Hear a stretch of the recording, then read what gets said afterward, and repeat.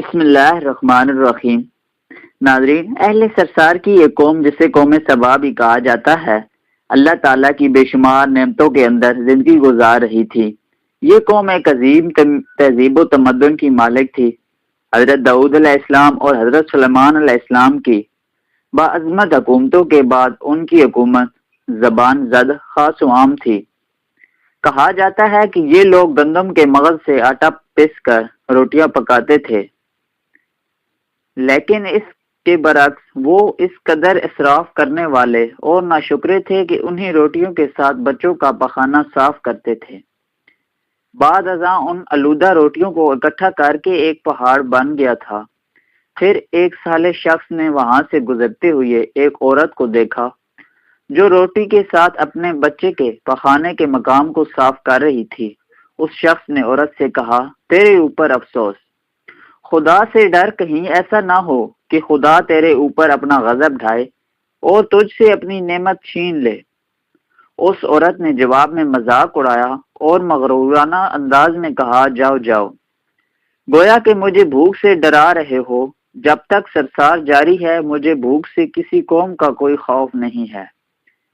کوئی زیادہ عرصہ نہیں گزرا نہ تھا کہ اللہ تعالیٰ نے ان لوگوں پر اپنا غضب ڈھایا، پانی جو کہ زندگی کی بنیاد ہے ان لوگوں سے چھین لیا، یہاں تک کہ قحط نازل ہوا۔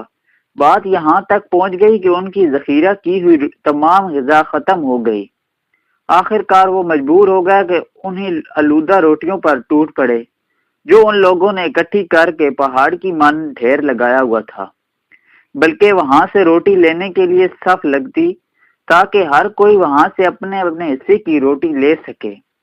کفران نعمت، قحط اور ان کی بدحالی کے بارے میں متعدد روایات موجود ہیں۔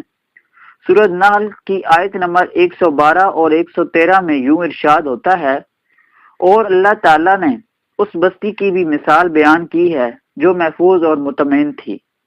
اس کا رزق ہر طرف سے باقاعدہ آ رہا تھا، لیکن اس بستی کے رہنے والوں نے اللہ کی نعمتوں کا انکار کیا تو خدا نے انہیں بھوک اور پیاس کا مزہ چکھایا، صرف ان کے اعمال کی بنا پر کہ جو وہ انجام دے رہے تھے، اور یقیناً ان کے پاس رسول آیا تو ان لوگوں نے اس کو جھٹلایا، تو پھر ان تک عذاب آ پہنچا کہ یہ سب ظلم کرنے والے تھے۔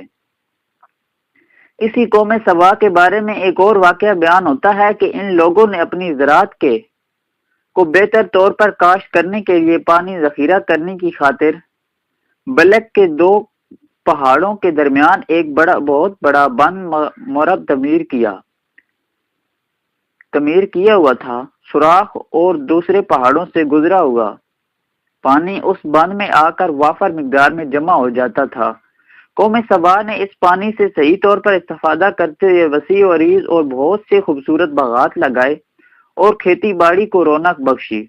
ان باغات کے درختوں کی شاخیں اس قدر پھلوں سے لدی ہوئی تھیں کہ کہتے ہیں کہ اگر کوئی شخص سر پر ٹوکری رکھ کر ان کے نیچے سے گزرتا تو پھل خود بخود ٹوکری میں گرنے شروع ہو جاتے اور قلیل مدت میں ٹوکری تازہ پھلوں سے بھر جاتی۔ لیکن نعمتوں کی کثرت نے انہیں شکر کرنے کے بجائے سرمست اور غافل کر دیا تھا، یہاں تک کہ ان کے درمیان بہت بڑا طبقاتی نظام وجود میں آ چکا تھا۔ ان میں سے صاحب اقتدار لوگوں نے کمزوروں اور ضعیفوں کا خون چوسنا شروع کر رکھا تھا، یہاں تک کہ ان لوگوں نے خدا سے ایک احکمانہ التماس کیا جس کا ذکر سورہ سبا کی آیت نمبر 19 میں ملتا ہے۔ انہوں نے کہا، خدایا ہمارے سفروں کے درمیان فاصلہ زیادہ کر دے۔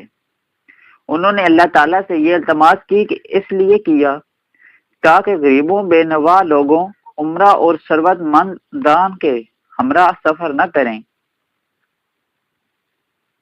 ان کی خواہش یہ تھی کہ آبادیوں کے درمیان خشکی ہو اور فاصلہ بہت زیادہ ہو تاکہ تہی دست اور کم آمدنی والے لوگ ان کی طرح سفر نہ کر سکیں۔ اللہ تعالیٰ نے ان مغرور پیٹ کے پجاریوں پر اپنا غضب نازل کیا۔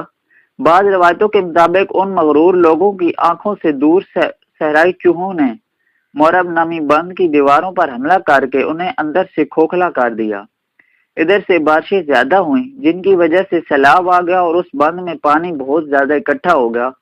اچانک بند کی دیواریں ٹوٹی اس سے ایک بہت بڑا سیلاب آیا جس میں تمام دیہات، آبادیاں، مال مویشی، باغات، کھیتیاں، ان کے محل اور گھر پانی میں غرق ہو کر نابود ہو گئے۔ ان کے باغات اور زراعت میں صرف بیری کے درخت اور کچھ جھاڑیاں بچی تھیں۔ خوش الحان پرندے وہاں سے کوچ کر گئے تھے، جبکہ الوؤں اور کووں نے قوم سبا کے کھنڈرات میں اپنے گھونسلے بنائے تھے۔